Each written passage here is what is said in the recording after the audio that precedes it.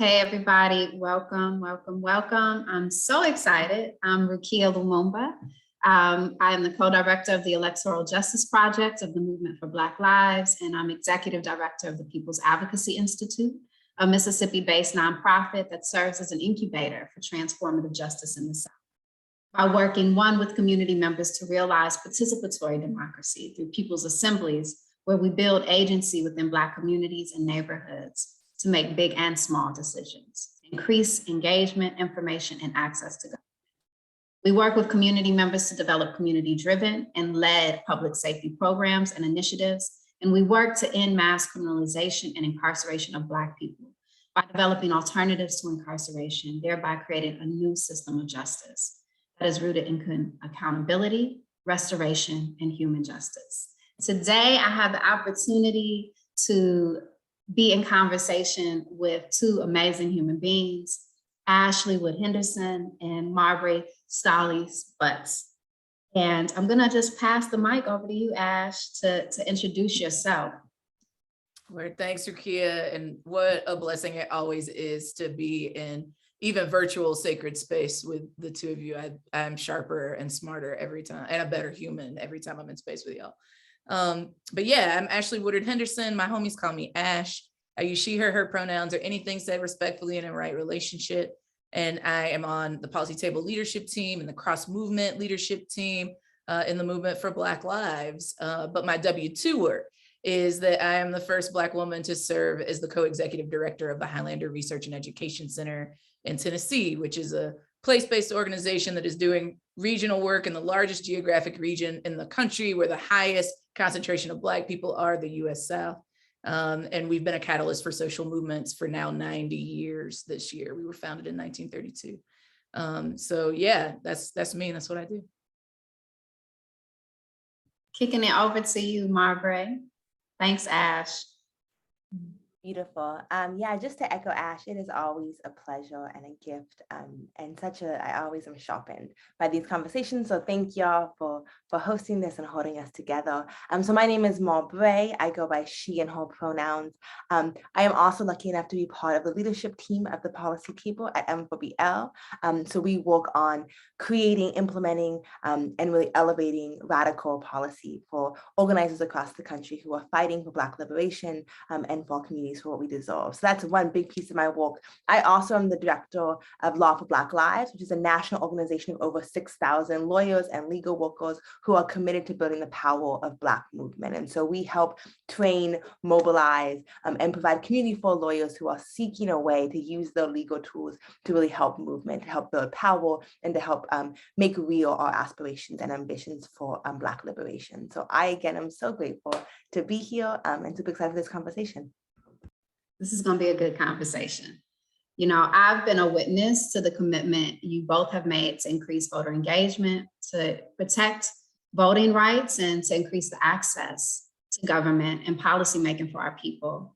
You know, most Black people that I've spoken to after watching the Biden State of the Union have indicated that he somewhat missed the mark, right?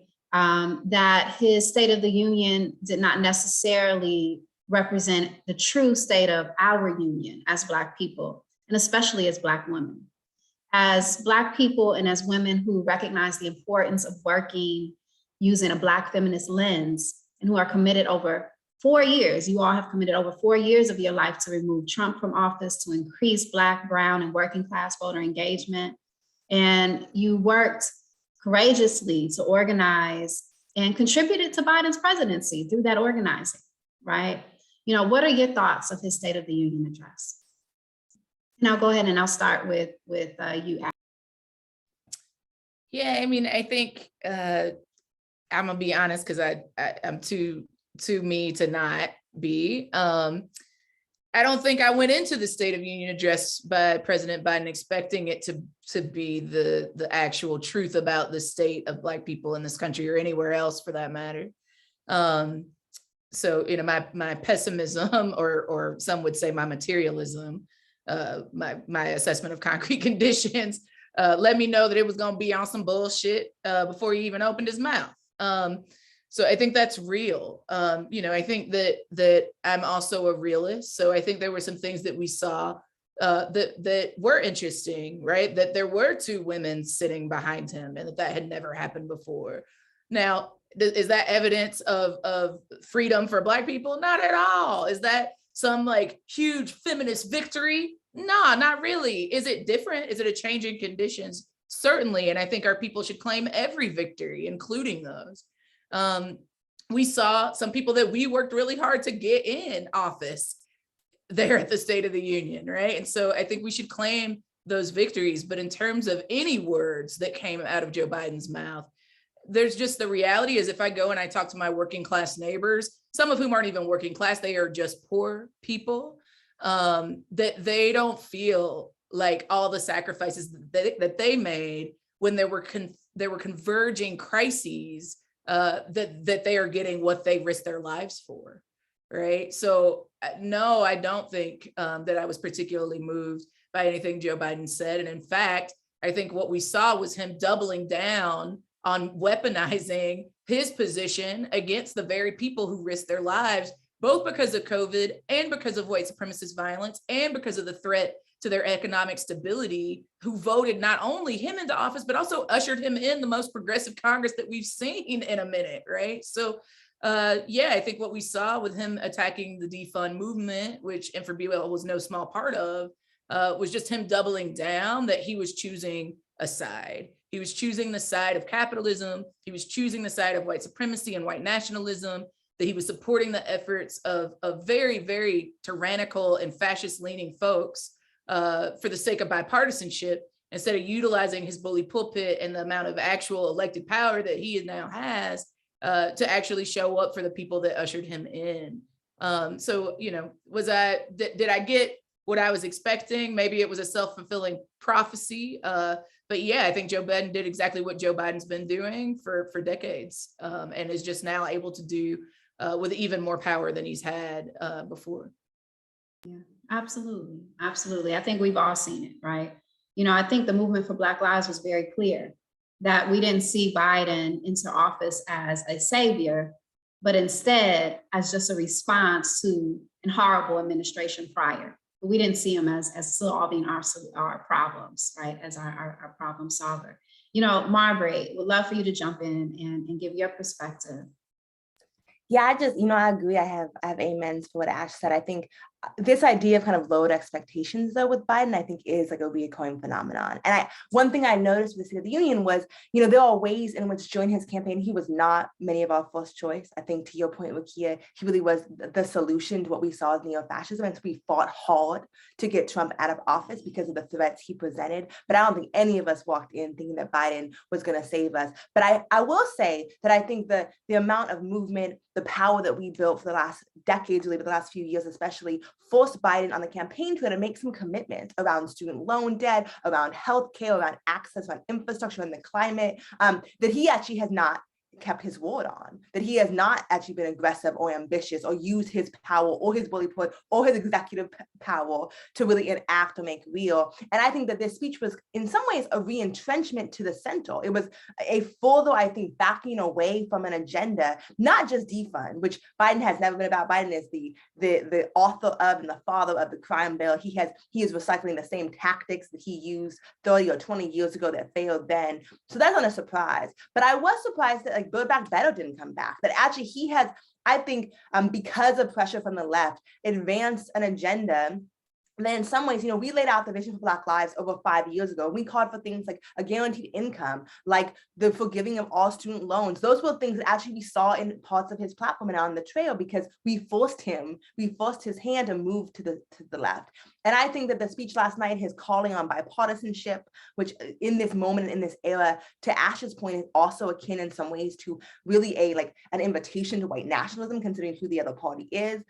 I think his refusal to be really ambitious and aggressive progressive in the demands that we went to vote for him around is really in some ways a betrayal, and not a surprising betrayal. Again, this was not our horse, but I do think that it shows in some ways that his response to really a lack of, I think, ambition by both, the Congress, but also by his administration, is to move to the center, and it's really disappointing. And so I found this speech really, in some ways, sobering. That I had low expectations, but I was reminded that this is a president who is not, in fact, going to have the back of the people who got him elected, who, in fact, is not trying to advance an agenda that's about improving the conditions of our people in the middle of a pandemic, right, when our people are dying. That this is not his major concern. And so again, I think his concern around conserving capitalism, around making sure that he had bipartisan support, around kind of making sure the same people who he's been friends with, the same old white men who've been his homies for 40 years in the Senate, remains so, was so obvious and on display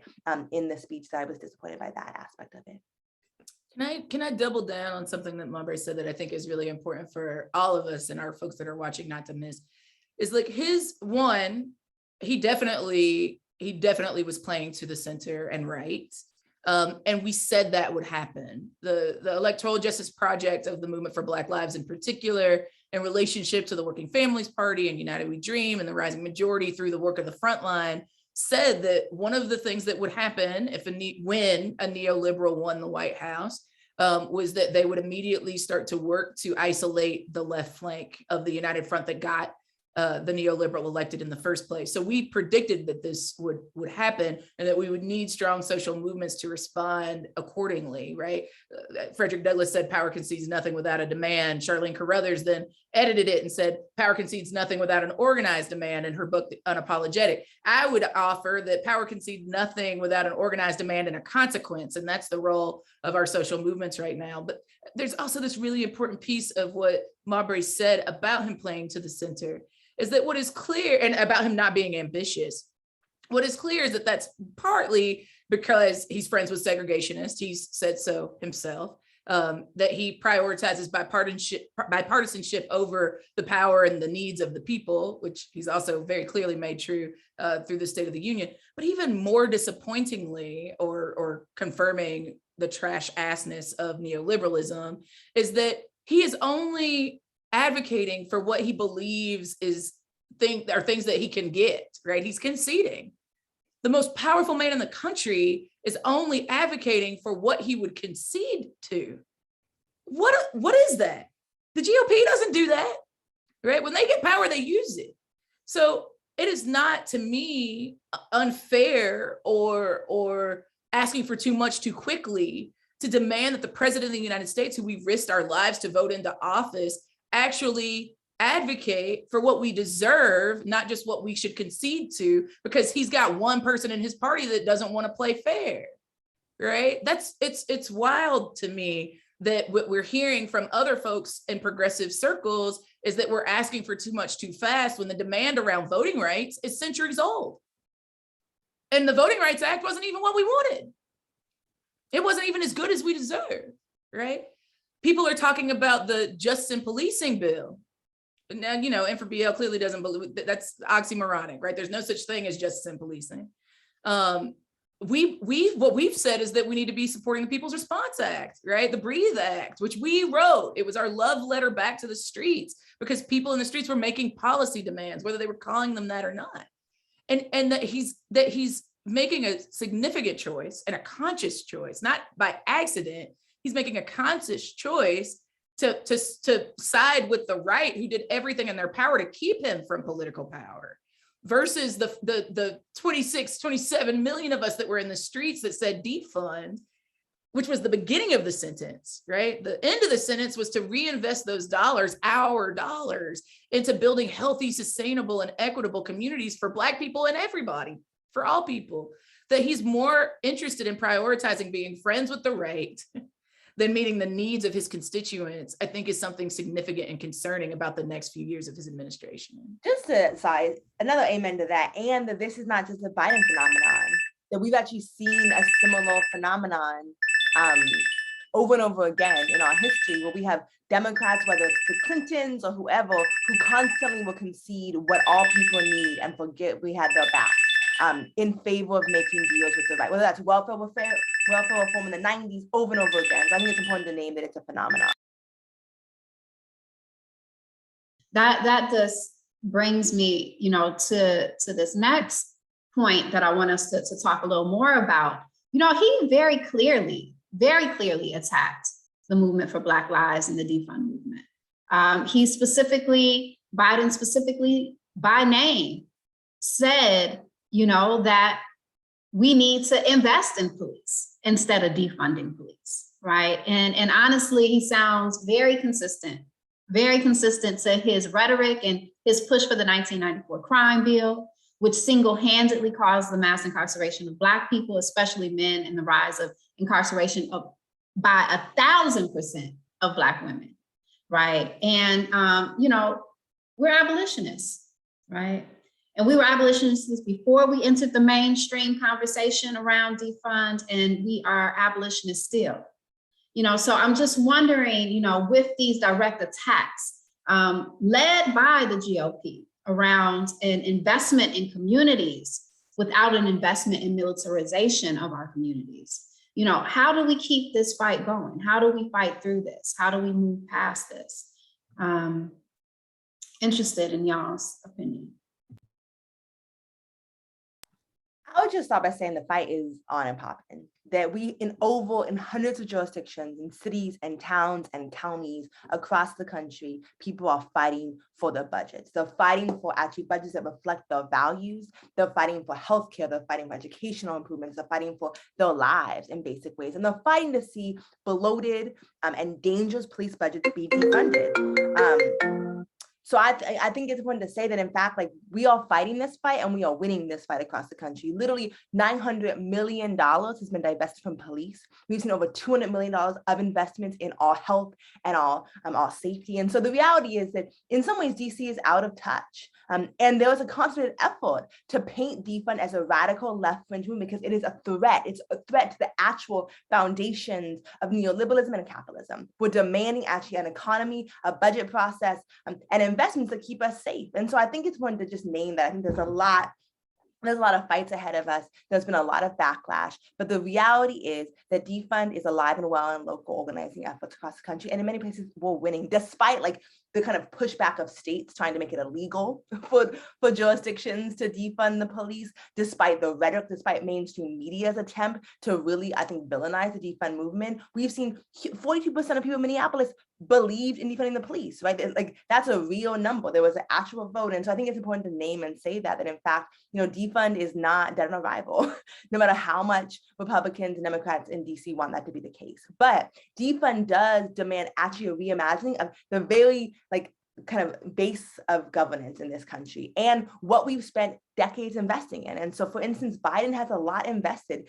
in the idea that the only way that we can stay safe is by militarizing and expanding the police force. And so I think it's important to name how much he has to lose with defund. And I think we keep doing what we're doing, which is two things. One is we're fighting for budgets, and two is we're creating different ways to keep our people safe. That we recognize that in a time of increasing economic desperation, in a time of increasing COVID and other things, as we feel unsafe in so many ways, that actually the kind of mutual aid, the systems of support that we've created are essential. And so I think we keep on blossoming the 1,000 experiments that we have, that we actually are making a way where there is no way, that despite the lack of funding, we're creating systems to keep our own people safe, that we can take the scale when we have the political power to do so. And so I think we're doing what we have to do. We're having the fight around defund, and as importantly, we're creating different systems that are much more effective, much more humane, that actually address the needs of our people when it comes to safety. That's right. We're fighting for our budgets, right, which we recognize are our moral compass, right? Our budgets recognize our morality, right? Our morality, our morals for our cities, our states, our nation, right? And so we need to make sure that those budgets recognize and value all of our people. The other thing you mentioned is, that's right, we are literally building, right, those institutions that are alternatives to this current system that is consistently harming our people, while also fighting for the interventions until we have finished building, that long-term goal, our North Star of a new system. And so, Ash, I know you have so much probably to say to this point. I mean, everything that you just synthesized and that Marbre said, I think it's simple. Because I think what the right and neoliberals are good at doing is complicating and making confusing what is very simple. I think there's two things we need to do. We need to make the absurdity obvious, right? And we need to quit expect, like my dad often says, if we always do what we've always done, we'll always get what we always got, right? And so I think we need to interrupt the pattern here. So what do you mean? Let me break it down. I think towards making the absurd obvious, cops don't equal safety. If I asked you all to just take a second and close your eyes and imagine a time where you felt safe, you would tell me stuff like holding my baby for the first time, being in the arms of my lover. Some of you might describe being in family reunions or worship spaces. Some of you would be like sweaty and grinding on a dance floor in a club, right? There's so many stories that you would tell me. I might say like being surrounded in a canopy in the Appalachian Mountains by myself, right? Just with the wonder of creation. There's so many things you would tell me. But if I asked you, was there a cop or a military officer or a jail, a prison, a detention center, most of you would say no. And for those of you that were like, yeah, there was a cop there, a military personnel there, it probably is because they're your relative, not because of their job and occupation, right? So I just want to be clear that our people are not confused that more cops, more investment in cops doesn't equate to safety. In fact, the obvious is that cops don't prevent crime. Some of the safest communities are ones that have the least amount of cops. Guess why? Because they're invested in, right? Because they're invested in. So to this point about budgets as moral documents, why? Well, because a budget, it talks essentially for an organization, for a community, for a state, for a country, is essentially saying what we are willing to put our money towards, right? That's what a budget is. It's a plan for how to spend and receive money, right? To generate revenue and to spend revenue. And in that, I was always taught that you get what you invest in, right? So if what we want to invest in is public safety, then maybe it doesn't make sense that we're investing in a system that has never actually kept Black people in particular safe. And in fact, escalate situations that probably could be de-escalated with other investments, right? So let me just make the absurd obvious. If I asked you the question of what do you get if you invest in more cops? What you would probably tell me is you get more locked up people. You don't necessarily get more safety, right? If I asked you what we get if we invested our taxpayer dollars, and all of us, regardless of citizenship, pay taxes, right? So if I asked you, what do we get if we invest in healthy communities? I bet you would tell me safety. I bet if I asked you what we get if we invest in public education for all of our people and good green jobs and ending climate change and infrastructure and all of these other things, you would tell me that you would get a community that was safer, was more healthy and more equitable, right? Maybe that's not enough. So let me, for the nerds, let me hit you with some stats. This is to the question of the cops need more money, okay? There's this great website called defundthepolice.org. You should check it out. If you go to that website, I see you, Marbre. If you go to that website, that's all. We all do that together. Shout out to that. Spoiler alert, that's us. So if you go to defundthepolice.org and you click on geographic research, you can see specifically the numbers for the US. And in the United States, taxpayers are asked to foot the bill, right? To maintain this system that we know doesn't work of policing in the US context. So just to give you some numbers, the United States spends $348 billion with a B annually on federal, state, local spending on policing, courts, corrections, the FBI, and the Department of Homeland Security. Again, $348 billion. Just to give you something to compare that to, that's more than mass transit and rail. That's more than affordable housing and urban development. That's more than fire services. That's more than libraries. And guess what, y'all? That's more than all four of those things combined, right? The United States taxpayers, you and me, are spending $955 million a day on policing services. So only imagine what would happen if we were spending $955 million a day on reparations, on education, on economic justice, on ending climate change, on supporting reproductive health and rights, on supporting trans and LGBTQI liberation.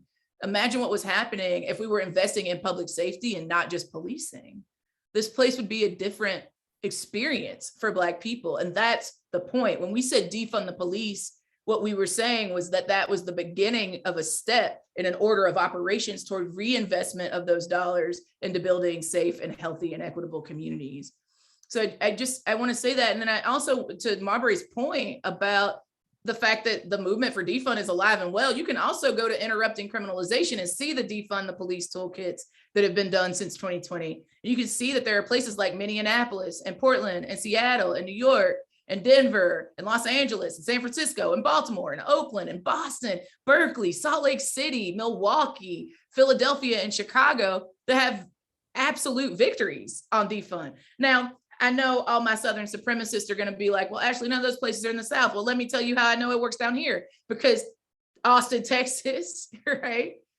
Durham, North Carolina, right? There are Atlanta, Georgia, right? Like there are many examples of folks who have healthy and winning campaigns in the South around defunding the police. But even if that wasn't true, guess where y'all think the abolitionist movement started somewhere that wasn't Southern? The first police, right, were police officers who were hired to literally protect the capital, the chattel property of white landowners, right? Come on, give the history, Ash. That's where those people were from. They were freaking Southern, y'all. This whole thing is ongoing fights that Black people, particularly from the South, have been holding for centuries. So again, this idea that the defund movement is some brand new thing that's asking for too much too soon. I hear Nina Simone singing in my head saying, go slow, right? For folks that are saying that, we've gone slow. And that what we've seen is that the cumulative, the collective Black death of our people over the last several centuries, including what has to some people been minimal Black death, just more visibilized because of the internet and 24-hour news coverage, right? What we've seen with police brutality ain't got nothing on lynching after the Civil War, right? That if we look at those numbers, it's because of the cumulative Black death that people in 2020 said enough is enough, right? And so my question to you all would be, that are watching, would be like, how many more of our people have to die for us to say that we know this isn't working? How many more people that are related to us, that are our loved ones, have to be put in cages not where they're healed, not where the harm stops, but where the harm is perpetuated and encouraged, right? How many more television shows, how many more newspaper articles, how many more podcasts or Zoom calls do we need to have before we say, like, no, Joe Biden, we risked our lives for you to change the conditions, and not in a topical way, not in a symbolic way, not by just having a Black History Month program at the White House so that we can swag surf. We need you to actually change the material conditions of our people on the federal level. Some people might ask why it matters because Joe Biden doesn't have legislative power, right? And that's a fair question. We're also not stupid. We know the difference between the branches of government, right? But what's real is without Joe Biden leading his party, right? The idea that not only the federal legislative branch won't give us what we deserve to some degree, but what's also real is that the folks that have literally been vying for power on the state and local level will also not prioritize this, right? And so we need at all levels of governance and governments, both things, for folks to take very seriously both the disinvestment of dollars into policing and carceral so-called solutions, and invest them in what we know actually works. What y'all know instinctively and through experience is that when we invest in family and community centers, when we invest in education, we invest in jobs, good jobs, not just extractive jobs, that our communities are safer and that our people are more whole. And that's the point of this movement. That's right. That's right. I think get what you invest in. Go ahead, Mark. What you invest in. I was gonna say, I think that it's also important to name that this is not a new script. That Joe Biden actually was using this exact same language, the exact same policy solutions in the 90s. And he, at that point, authored a bill that literally flooded billions of dollars into police departments, which led to the problems we see today, which led to the militarized equipment we see today, which led to these bloated budgets, where 60% of Oakland's budget is for the police in Oakland, with those housing issues, with those health issues, right? And so the reality is that he is the architect of the problem we see today. And not just him, the Senate and the Congress are full of them, of people who literally in the 90s used the same language, the same kind of tough on crime language, called all people predators, like use the same tropes around violence and harm and fear mongering to try to increase the budgets, to try to militarize our cities, at the same time that they would not invest in our cities. And so I think we should name that, in fact, these are failed solutions, that we saw huge investments in police that did not reduce crime, because that actually is not the correlation. To Ash's point, more police mean more people in jail. It doesn't mean less people injured or hurt or harmed. And for us now, 20 years later, to be faced with similar economic conditions, seeing similar rises in crime, and then to blame not the economic conditions, not the social welfare net that has disappeared because of these people, but instead to blame defund movements on those things is so, not only is it purposely, I think, deceitful, but it also is just a testament to their refusal to learn the lessons of the past. If they were actually invested in the safety of all communities, they would learn from their mistakes. And so I think the reality is that in the 1990s, bigger police budgets, more trainings, more cops, more military-grade equipment to little cities and towns and counties did not make us safer. It won't today either. And if the same politicians keep posting the same solutions and they keep failing, when do we say nah? Like, what do we say? Like, actually, this isn't working either, right? And so I think I really understand, like, in convos around defund, the people I love, folks have questions and they're scared. And I get that. And the reality is, though, that what we're doing now isn't working. And it's hard to say that. But we know it. As Ash said, like, when it comes to all people keeping us safe, we actually know that the cops don't do that. But I think it's important to name that actually, like, although there are lots of ideas about how to keep us safe, although we are in the middle of experiment and taking to scale things that have worked in different places, that actually the system of policing in this country, of mass incarceration, has never worked. It just hasn't. And so when you hear the same solutions to the same problems that have not been fixed for decades, we should stop posing new solutions. And that's what defund is. And the old guard is scared of that because it displaces their power. And so I think it's important just to name that too, of like, actually, like, it's more risky to keep on doing the same thing and expect different results than it is to try something new. Right, it's risky. Their power and their wealth. It displaces. Oh, yes, it definitely. Let's not be confused. This is also a money-making business, locking up Black people for sport. And so, you know, I think that what we are seeing is sort of, I know it sounds like a bit of a Debbie Downer because the State of the Union was so trash, but like, what's real is part of the reason they're so loud about defund is because it's working, right? You know, they were already in their fields just from, you know, Michelle Alexander's book, The New Jim Crow, and then they see all of these campaigns that you know, the right was saying were just fringe, becoming more popular narrative, and the realities of grassroots organizations and communities all over the country. And now they're desperately grabbing on for the last semblances of their wealth and power that are extracted from our communities, from our neighborhoods, from our families, from our churches and synagogues and mosques, from our clubs, and like everywhere we gather, for the sake of the wealth and power of this really small number of like white dudes, y'all, and the Black people that will get credibility and proximity to those powerful and rich white dudes, right? So, you know, I get it. It feels scary. Some of you might be like, y'all just shouldn't have called it defund. And we can have that debate. We can have that debate. I'm here for it. It's a healthy one. But what's real is that our people said it. They drew a line in the sand. The people most directly impacted and the folks closest to the pain said we needed to defund the police. And that will always and forever be the constituency that M4BL takes the most seriously. That's right. And it also brought into, and I'm gonna move us a little bit forward, because it also brought into the conversation, right? It broadened the conversation. We've been talking about police violence for centuries, right?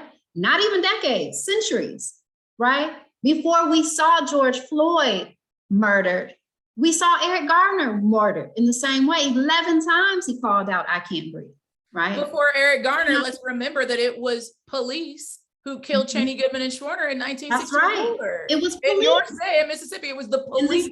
That's right. It was police. And so I think, like what Defund did is that it made the conversation hard to ignore. You couldn't ignore it anymore. And that only happened because of the folks who were directly impacted, who took to the streets and said, I'm tired. In the same way, Fannie Lou went right there, right to the Capitol and said, I'm sick and tired of being sick and tired, and organized over 80,000 people to do a mock election. Our people took to the streets and said no more, right? And so I think, people can say what they want about defund, but what defund has done is that it has absolutely pushed a conversation. It has engaged our people in a way where they feel heard, where they feel like solutions are being developed. And it is forcing this administration and electeds on the far right and the far left and everybody in between to take this conversation seriously and actually act. And so, thinking about that, one of the things you said very clearly, both of you all said, one, Nat, Ash, you said, it's about what we invest in. And then Marbre, you talked about, how illogical it is to continue to do the same thing over and over and over again. There have been some elected leaders who have recognized the need to invest in our communities. Like we see Ras Baraka in Newark, who closed a whole police precinct and repurposed it to be a community-led office of public safety, and then invested $6 million in that new office. In 2020, the police department didn't shoot not one firearm, right? And instead they had mobilized violence interrupters and other community organizations to take to the streets and to really become the safety that the people needed. In St. Louis, while major cities across the nation are seeing a rise in violence, Mayor Tashara Jones is seeing a decrease in violence, right? After investing $5 million in community-led violence interruption programs and refusing to allow a new jail to be built in her city. So we see some folks who are really standing up and saying, I'm not going to follow the same trajectory. I'm not going to follow the president's plan, right? Biden in his State of the Union also spoke about many kinds of investments, right? He talked about mental health, infrastructure, childcare, just to name a few. And at the same time, he talked about investing in police. And so I guess my question to you, is this a contradiction? Right? Is this a contradiction? And why, if it is a contradiction, how harmful is it to our goal and our purpose, our North Star, right, of actually creating safe communities? Anybody can jump in, I'm sorry. I can feel the double Dutch. So yeah, I mean, I think it is a contradiction. But even more, I feel like it's a concession. I think what he knew is that he couldn't say invest in the police and not talk about infrastructure. He couldn't say invest in the police and not talk about mental health. Exactly what you said, Rukia, our people have made it impossible on a national stage for the most powerful person in the country to not at least concede something. What we also see in that contradiction, though, is that the right and white nationalists have also created a situation where he feels like he also has to give them something, right? And so I think we do have some information about this contradiction that informs us that we ain't doing everything wrong, right? But I do think it shows us we've got more to do to make it impossible for him to continue to do what he's always done, to Marbre's point. So I do think this is a contradiction, but I want to be clear. This is a particular contradiction in relationship to the executive branch, right? To Joe Biden and his administration in the White House. It's also, we know, a contradiction in Congress, right? Which is why the best case scenario that liberal and particularly neoliberal Democrats gave us was justice and policing, which was also trash, right? But even beyond that, if we go knock these doors, about 10 minutes from where I live on the west side of Chattanooga, Tennessee. And I go and I ask elderly women, Black women, in some of the oldest housing projects in the country, whether or not they want to defund the police. They might tell me no. They might be like, put the precinct right here because I'm worried about getting robbed and these young people out here selling drugs and blah, blah, blah, blah, blah. You know what our people say. Y'all know, because y'all from the same hoods and hollers I'm from, right? So what's real though, is I as an organizer or an activist or both, I could be like, see, them Black people they don't even want what they say they want. They don't even agree on this defund stuff, right? But what's real is if I sit down with that grandma and I say, okay, so you're not safe, right? You don't feel safe. And you think that putting the precinct right here will make you more safe. And I say, but the cops be out here till 3, 4 o'clock in the morning with their light shining in your windows, and that didn't stop you from feeling unsafe. So tell me what would. I bet she would tell me making sure that the conditions existed as such that these kids didn't have to do things like that. She would be like, let's do that. The reason that she doesn't is because we don't ask her. And the reason that she doesn't is because even when we do ask her, it's usually extracted for our own personal gain. And she wouldn't believe that it was possible because she's tried it before. To Rukia's point, this is hundreds and hundreds of years in the making, right? So what we need to be doing on the we're trying to bend the moral arc of the universe towards justice side is make it more possible for our people to see the victory of defunding and reinvesting those dollars in their solutions, right? The more that we do that, the more impossible it will be for a Joe Biden to get up in front of the entire country and the world and say a thing in such deep contradiction, right? It won't just be letter writing to him and, calling the White House. That stuff is important. It won't just be lobbying for policy. That stuff is important. It won't just be shutting shit down, even though that's important. What's going to be important is making it politically impossible through power building. We actually need power. And it's going to require a multi-tactical strategy to get the amount of power that we need to hear it from the federal level. Because what's real is this is still the United States. The world that we're building doesn't exist in totality yet, right? So I think there's a real question. It's why I love EJP, is because there's a real question around governance. What would it look like if we had someone like us that was giving the State of the Union? Or even more importantly, what would it look like to not have this kind of government at all? Right? This government is the concession, right? So what would it look like to actually get to experience participatory democracy where we got to, even if we don't all agree on defund, right? At the end of the day, we might not all become monolithically excited about the defund movement or all be abolitionists, et cetera. But what would it look like at the end of the day if all of us got a stake in saying what would be next? Because I bet that even if we couldn't agree about abolition, we could agree that it is a gross overcommitment of dollars to carceral so-called solutions that we've seen fail for freaking centuries, right? So I think it is dangerous. I think it is a contradiction. I think we should be concerned, but I don't think it just gives us bad news. I think it also tells us that we've made it politically impossible for him not to address us, even if it's in an adversarial way.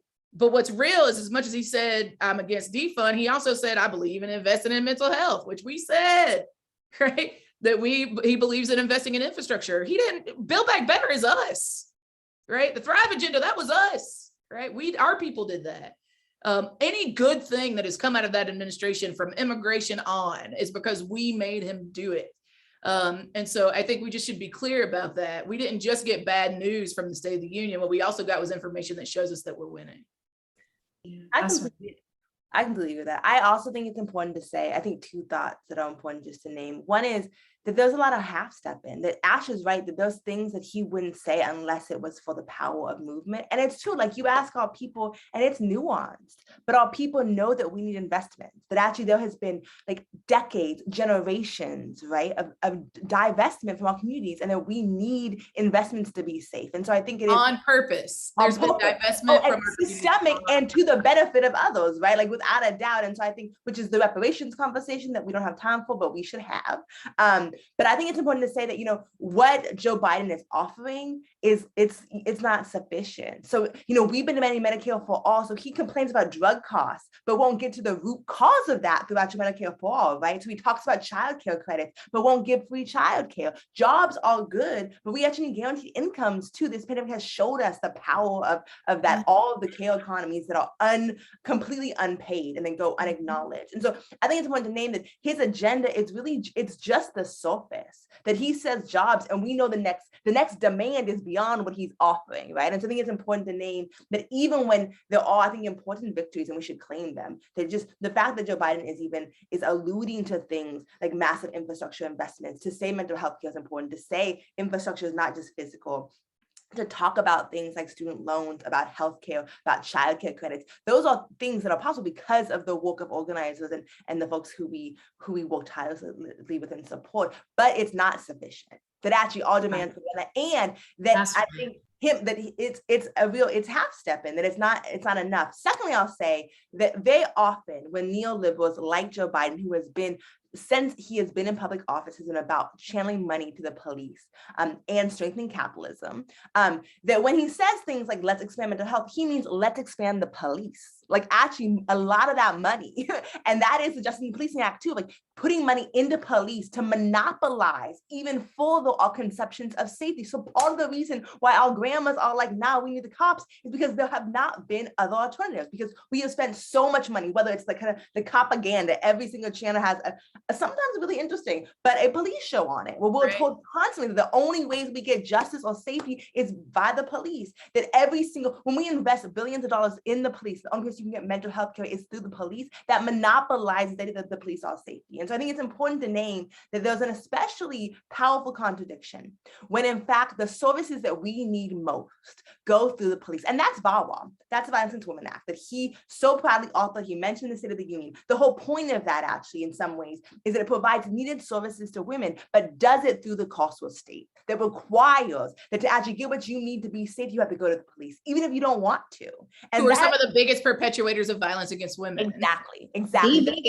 Despite widespread rape, harassment, abuse by police. And so I think this idea too, like part of why it's a contradiction is not just because in fact police don't keep us safe, but also when you channel health services to the police, it makes us even more unsafe. It makes us vulnerable, and it limits our imagination to imagine what safety could be like beyond the police. And so I think it's an important contradiction that we need to call out and name, that investments in police often come in the form of having them monopolize mental health and other services, that actually their job is to prevent violence. That's why they were created. To Ash's point, that's all they've ever done. They are not mental health specialists. They should not be. And it's important that we, I think, really make that claim really clear, that actually we should not conflate these two things. You know, y'all have raised some really good points. I'm going to wrap us up, but I got one more question. And before I ask that question, I do want to just highlight something that you just raised, Marbre, is that police are not mental health practitioners. Police are not social workers. Police are not domestic violence interventionists. Police are not even violence interrupters, right? They're not trained to be any of those. There is no training that could help them become that, because they are literally trained to be the opposite of that, right? And so I think it's important for you all, if you don't mind, right, for our people to just make it real plain, right? Make it real plain. You know, the BREATHE Act and the People's Response Act lays out a plan of how we actually create within our communities those practitioners, those resources. And so if you don't mind to just, for those of us who just need it to just be said in the clearest way possible so that we can reiterate it to our families and our friends who are scared and who are genuinely scared to even say defund or be associated with defund, because one, they're scared of the backlash they may get, right, from other people and their works and their families and their jobs, but also because they're fearful because they haven't seen the alternative, as you mentioned, Margaret. You know, they haven't seen the benefit of a 30% decrease in recidivism that some folks in New York saw when they began to invest in alternatives, right? When they began to fight against stop and frisk, right? The criminalization of our people, right? Can you just make it plain for us? What does it really mean to invest in things like the BREATHE Act and the People's Response Act? And you might have to list out a little bit more about, what is the BREATHE Act? Talk a little bit more about that, and then just make it plain for us. Yeah, I mean, the BREATHE Act simply is a legislative love letter to our people. That's all it is. And it was written by people who literally are the biggest disproportionately impacted community of Black people by policing. It was, influenced by disabled folks. It was influenced by like trans and gender nonconforming and intersex folks, by women and other oppressed gendered folks. It was impacted by queers and dangerous homosexuals. It was impacted by working class people, Southerners, folks from the Midwest, all over the country, right? It was impacted by, and written by folks that are darker skinned than me, right? It was influenced by undocumented Black people, right? Who have a very different experience with law enforcement, both regular ass cops and ICE, right? It was influenced by our huge non-monolithic Black family. That said, not only do we want to see less money, our money, going into policing because it's not keeping us safe, we want to see it going into non-carceral solutions that have a track record of providing more security. And when I say security, I don't just mean like the presence of powerful dudes that can keep you safe. I mean like actual systemic structural changes to what I have access to, so I don't need cops in the first place, right? So if I was even being more concise, I would say what the BREATHE Act, what the People's Response Act do is give communities the resources to not need police in the first place. What a world that would be. So it includes mental health. It includes like creating even more opportunities for you to get more resources because you're decarcerating, because you're shrinking police budgets, because you are not investing more in cops. So not only does it give you what you need, it incentivizes it, right? It makes it easier to do it because you'll get even more. So let me give you a metaphor just because I'm a preacher's kid, right? And then I'll shut up. Is that like, I remember hearing about Christmas as a kid, right? And that if I was good, I would have a good Christmas. And then the night before Christmas, it was like, but if you go to sleep early, Santa gets here faster. It incentivized me to do a thing that I didn't really want to do, but actually truly got me to what I wanted quicker, right? Because I slept through the night. I wasn't up anxious about whether or not Santa was going to come, Santa being my Black ass single mom, right? My grandmama and them, right? So that's what the BREATHE Act, that's what the People's Response Act makes possible. It actually gets us to where we want to go faster by incentivizing, not only by creating the infrastructure that divests and then invest those dollars, but by incentivizing it even on top of that to create systemic ways that even more money can, our money. I want to keep reiterating that because this is your money, y'all, that they're investing in this bullshit infrastructure. We could take that, quit wasting those dollars and invest them in the things that actually would make you feel safe in the first place without harming more people. Everybody would get what they need, so there would be no need for harm in the first place. That's, to me, the benefit of the BREATHE Act. I mean, we can go into details. We should have a whole nother call to remind people about what's in it and what's in the People's Response Act. Shout out to Cori Bush for stepping out on faith and power and people. Cori Bush. Possible. Cori is real. And continuing to stand on that. And continue, and Ayanna Pressley and all the others that have put weight behind it. We see you and your love for Black people, and we're grateful for you. And we'll hold you accountable to seeing it through. That's our relationship with those folks. So that's, but that's it in a nutshell, is that it's actually what gives us the resources to see this work on a federal level and to incentivize it so that states and local communities are even more likely to actually experiment in the first place, which is another really great thing I think about these two legislative interventions. I love that. I think it's also important to name that the BREATHE Act, I think it's 4 parts, but one of those parts is about defund. The other 3 parts about what we build to replace what we build to actually keep ourselves safe. And as I said, like incentivizing boldness, that we so often get lulled in to trying the same things and failing, that what does it look like for our people to actually stretch ourselves to what actually we need to keep us safe and to try, to have the resources to try. I'll also correct me if I'm wrong, Marbre, People's Response Act isn't about defund at all. No. It's all about what we're investing in. Because that's the thing too, is I think that's the piece to Ash's earlier point about defund, is that it is more about what in fact we create instead. But before we create it, we must take apart a system that perpetuates violence, that we can't create something new if we're under attack. And so Defund is the first step to what actually is the actualization of a beloved community, of a way that we can be together and be safe. I will say one last thing, that a huge piece of Breathe is reparations. And I think that we are actually in a moment, whether it's January 6th, whether it is the kind of quote unquote critical race theory debate, that we're in a moment where there's a reckoning over the truth about our history. And Defund is a result, actually, it's a continuation of an abolitionist struggle that, as Ash said, cops began with slave patrols. And if you trace the history of these institutions, you understand why they must be defunded, why they can't be tweaked. They're rotten, they're not broken.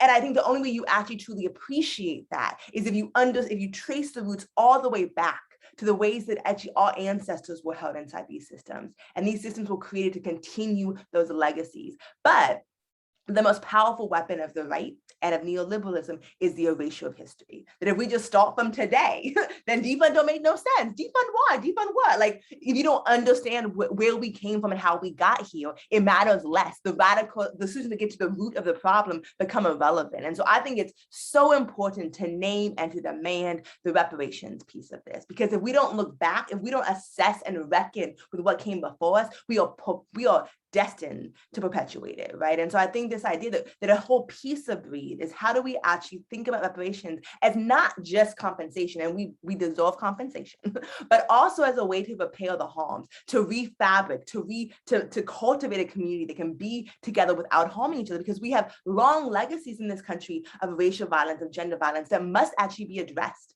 before we can move forward with less harm. And so I think this idea around reparations being a key part of not just Defund, but also Breathe, and that there was no policy initiative that's for Black people that can move forward without looking back and acknowledging all the ways, whether it's the housing system, the child welfare system, the education system, the criminal legal system. They were built upon the oppression and the exploitation of Black wealth and Black bodies. And we have to account for that.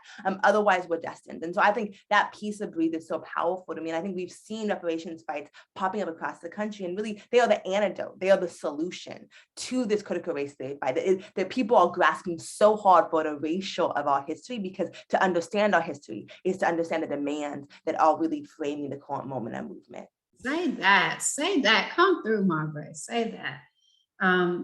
Ooh, yeah. We're at the end of time though. And I wanna make sure I give you an opportunity to state any last thoughts that are coming to mind, any last thing it's important for our people to know. Just jump in. Ash. Yeah, I mean, I think to the theme of the evening, right, is that what we got was not a Black feminist state of the union. But where I find hope and informed optimism is because there are, right now in a 21st century context, Black feminist leaders who are saying enough is enough and are the tip of the spear and standing on the front lines demanding better for our people, both on the federal level, internationally, and on the local level, which is just as important. And the movement for Black Lives is a convergence space for many of some of the sharpest Black feminists that I've ever known. Folks like Paris Hatcher and Black Feminist Futures, folks like Barbara Ransby, a generation's, movement historian, one of the best that's ever done it.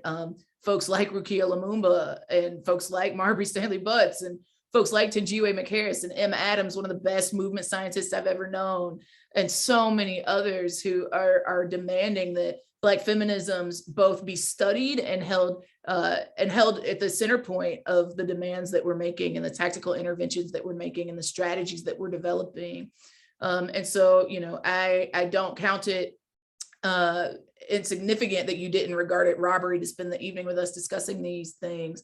But even more, I think it's a critically important for you to know that, like, the movement for Black Lives needs and wants you, to also join this Black feminist anti-capitalist movement. That's right. That our people are stewarding. Like, we really do. All the skills that you've got, for however long you want to give them, to come be a part of what we're doing and what we're up to.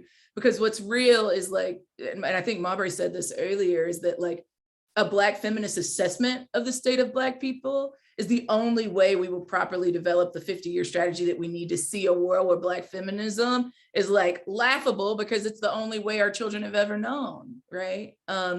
And so I do feel like that is possible. And I do feel like the movement for Black lives makes it more possible every single day. Yeah, I'll be really brief. I think that, as Ash has said, and as we all have said, that, you know, one of the things that Biden's State of the Union lacked is vision and ambition. And I think that the Black feminist State of the Union would be fraught. It would be full of all the ambitions we have for our people. And that includes not just things like holistic healthcare, or not just things like guaranteed income, not just things that keep us like offensively safe, but also things that we could only dream and scheme about because we have the safety and the space to actually do that dreaming and scheming. And so I just, you know, I think our people are far more ambitious than our president. We have done so much. I think that we work both in the practical. We have to, I think, we do what we have to do to save ourselves from neo-fascism, to save ourselves from neoliberalism, but we also don't stop dreaming and scheming. And so I think one of the most exciting things about Black queer feminism is that the North Star, that the horizon is so much further than the neoliberal horizon. And it allows us to want, desire, dream, and demand so much more. And I think we are constantly moving that line closer. And that even in Biden's failures, we see the power of our movement and our expansive imaginations. And so I think it's important that we claim that there's a victory in that, and that we'll keep fighting and organizing and winning to keep it, pushing it further and holding folks accountable. And also, thank y'all. This was fun. It's always a delight. No, thank y'all. Thank you, Ash, Lee, Woodard Henderson, and Marbre Stahly-Butts. We so appreciate you. I enjoy spending time with you every time, and I learn so much every time. Every time I enjoy this conversation. And I'll close by just adding a little bit. You know, Black people, we can no longer bear the burden of electing people that don't improve our lives. We didn't elect Biden or Harris to keep us poor, hungry, homeless, stressed, and angry, or even send us to war. We elected them as an intervention to lessen the harms caused by this existing ineffective, inequitable, classist, and racist system. And we must hold them accountable. We must engage in a Black, queer, feminist lens approach to creating systems of governance that actually are transformational and liberating for our people. And we can only do this through actually developing structures of co-governance, that is, structures that are truly participatory in exercising democracy. I really appreciate you all for being with us today. Thank you to everybody who tuned in, for taking the time to listen to us, and we hope that you will come back again for the next episode. Later. Peace. Free the land. Free the land.